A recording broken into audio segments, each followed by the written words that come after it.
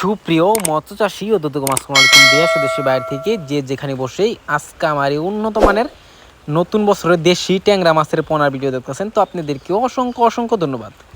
তো চাষি ভাইরা, আপনারা অনেকে ট্যাংরা মাছ নিয়ে প্রতারিত হচ্ছেন, কারণ হচ্ছে আপনারা দেশি ট্যাংরা মাছ দেখে শুনে করে করতে পারতেছেন না।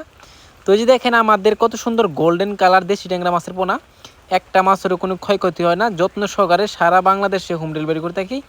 তো চাষি ভাইরা, আমাদের কাছ থেকে যদি নেন তো অবশ্যই আপনারা গ্যারান্টি সহকারে পাবেন।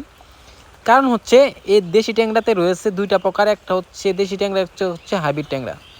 তো চাষি ভাইরা, আপনারা যে মাছটা দিয়ে চাষ করেন অবশ্য 2 থেকে আড়াই মাস অর্থাৎ 3 মাসে আপনারা বাজার করতে পারবেন।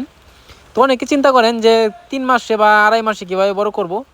তো অবশ্য আমাদের কাছ থেকে বিস্তারিত জানতে হবে যে কীভাবে মাছটা অতি তাড়াতাড়ি বড় হবে, কীভাবে খাবার খাওয়াইলে কোন নিয়মে আপনারা চাষ করলে অবশ্য অল্প সময় বাজার করতে পারবেন।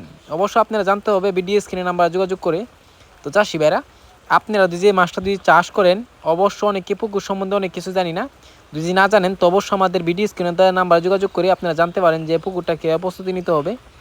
তো এই মাছটার অনেকে খাবার নিয়ে চিন্তা করে যায় কী খাবার দিব। আপনারা চাইলেও পাউডার ফিড খাওয়াতে পারেন, আপনারা চাইলেও 0.5 দানা খাদ্য খাবে। তো অবশ্য 2টা খাবার বললাম, 2টা খাবার থেকে একটা খাবার আপনারা ডিসাইড করে খাওয়াবেন। তো চাষি ভাইরা, আপনারা যদি এই মাছটা যদি চাষ করেন অবশ্য মিক্স চাষ করতে পারবেন, আপনারা চাইলে এককভাবে করতে পারবেন। অনেকে চিন্তা করি যে মাছটা নিয়ে আপনারা নার্সিং করতে হবে নাকি, যে মাছটা দেখতেছেন ভিডিও স্ক্রিনে এটা নার্সিং করতে হবে না, এটা সরাসরি পুকুরে দিতে পারবেন। তো চাষি ভাইরা, আপনারা যদি এই মাছটা ক্রয় করতে চান তাহলে আমাদের ভিডিও স্ক্রিনে নাম্বারে যোগাযোগ করে সকল মাছের পোনাই ক্রয় করতে পারবেন। তো চাষি ভাইরা, আমার চ্যানেলটি নতুন হয়ে থাকেন অবশ্যই নিত্য নতুন ভিডিওতে চ্যানেলটা সাবস্ক্রাইব দিবেন পরবর্তী ভিডিও দেখার জন্য। আর যারা দিয়ে আছেন ওদেরকে অসংখ্য ধন্যবাদ। আজকে বেশি কিছু বললাম না, এই পর্যন্তই। খুদা হাফেজ।